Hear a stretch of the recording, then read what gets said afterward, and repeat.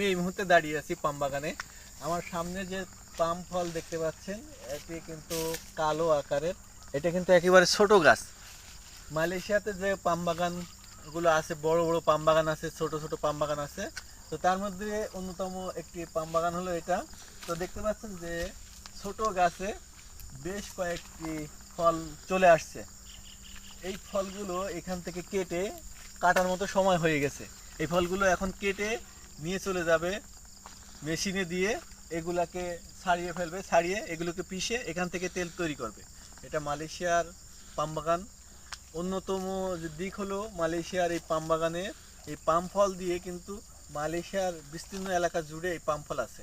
আর এই পাম ফল দিয়েই সারা দেশের চাহিদা পূরণ করে, এছাড়াও তারা বিদেশে রপ্তানি করে এই পাম তেল। তো আমরা আমাদের দেশে যে পাম তেলগুলো খাই, মালয়েশিয়া, ইন্দোনেশিয়া, অন্যান্য দেশ থেকে কিন্তু আমাদের দেশে যায়। এই পাম চাষ করে মালয়েশিয়ার মানুষ কিন্তু স্বাবলম্বী হচ্ছে। তো আমরাও আমাদের দেশে যদি পাম গাছ লাগাই, তাহলে আমরাও আমাদের তেলের চাহিদাগুলো পূরণ করতে পারবো।